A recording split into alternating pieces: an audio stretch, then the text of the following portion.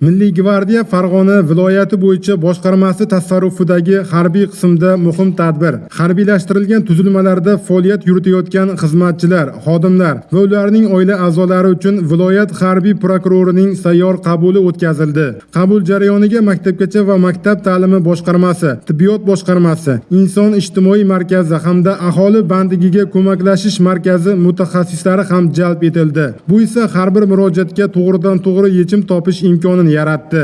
Tadbir davomida harbiy xizmatchilar va xodimlar hamda ularning oila a'zolari o'zlarini qiziqtirgan masalalarni ochiqcha bayon qilish imkoniga ega bo'ldi. Jumladan ishga joylashish, zamonaviy kasb-hunarlarni egallash, oliy ta'limda o'qishni ko'chirish, farzandlarni maktabgacha ta'lim muassasasiga joylashtirish kabi masalalarda ko'plab savollar ko'tarildi. Shu yerning o'zidayoq 9 nafar murojaatchining muammosi ijobiy hal etildi. Qolganlari nazoratga olindi.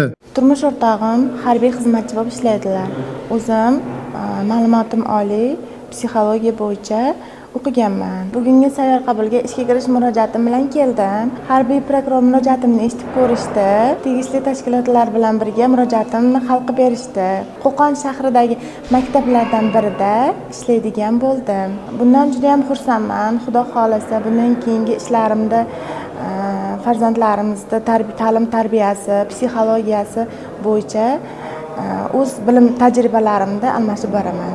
Ishtirokchilar bu kabi uchrashuvlar faqat muammolarga yechim topibgina qolmay, balki harbiy xizmatchilar va ularning oilalariga davlat g'amxo'rligi hamda e'tiborining amaliy ifodasi ekanligini ta'kidlashdi.